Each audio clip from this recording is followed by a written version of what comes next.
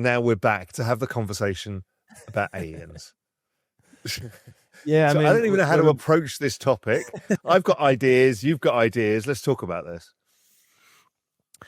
Yeah, well, that was a great yarn. We talked about, memetics and consciousness and ontology, and I think we might have even touched a little bit on meditation.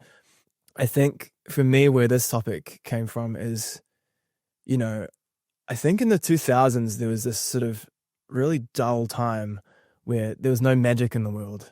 All of the stuff that you thought was really cool growing up or younger sort of became, the atheist thing was really massive, and so it was all very materialist and reductionist, and the world felt very dull and very boring, at least from, the mainstream, what the mainstream is feeding into us, I think. So, I kind of got on this quest to find what's the real magic edges of the world. Where do they exist? Music's a massive one. Music, you create stuff, you create sound with your voice or with kinetic energy of your body and an instrument that creates sound waves, hits people's eardrums, and it changes their emotions and behavior. So that's insane, incredible magic right there, right? Magic, yeah. But there's all sorts of other topics, and if for the curious, I'm sure there's people out there watching that have been equally curious, and you go on the internet and you just find all these different rabbit holes, and you're trying to find which ones are true or where the edges of reality actually lie. There's a really great genre called magical realism, which I really like. It's sort of these novels and fiction that the world isn't complete fantasy or complete sci-fi. It's more of a space that has those edges just there, and you imagine that it could be kind of real. That's actually where S.A.N came from. S.A.N sits in that world where it was just on the edges of what was reality, and then it kind of became reality in a strange way.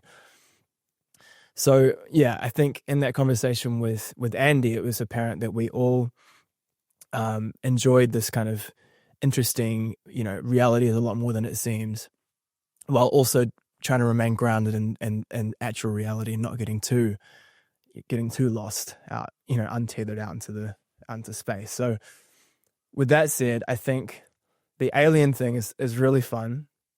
I think it might be good to start with a epistemic status of this, so sort of a state of play of us saying that we're having a jam here. We're not experts on the topic. And anything that we say and following shouldn't be taken too seriously, right? We're having a jam and discussing what we've seen. There's a lot of nonsense, crazy stuff in the UFO scene, but there's some really, really interesting stuff that can't really be explained, right? Before we go into that, I'll give you why I started getting interesting, because I'm not one of these UFO people. I've not been obsessed by aliens or not been obsessed by science fiction. I'm not a science fiction guy, and I've read like 2 science fiction books in my entire life. I didn't come from any of that. It was ghosts. Okay. And what I try and do is think about things that happen that are at the edges of reality and ask myself, could they be reality? And in which case, what worldview would I have for them to be true? And I've had enough encounters with friends who've had encounters with ghosts. I have not. And the mythology of ghosts is so prevalent through all of human history, it's hard to believe it doesn't exist. So what are they? Well, we don't know. There's something I'm sure we'll talk about in this as well. What is that? What is going on there? Is that time? Is that remnants of consciousness? Is it what? I don't know.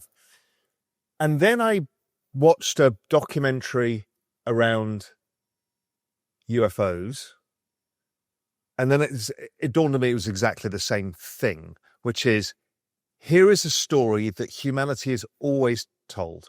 I read the Graham Hancock book, The Fingerprints of the Gods, and it was like, while neither accepting it nor rejecting, I just kept it in my head. It's like, yeah, there's something weird about these leaps of human knowledge which we don't even understand, like the pyramids or the Nazca lines or whatever it may be.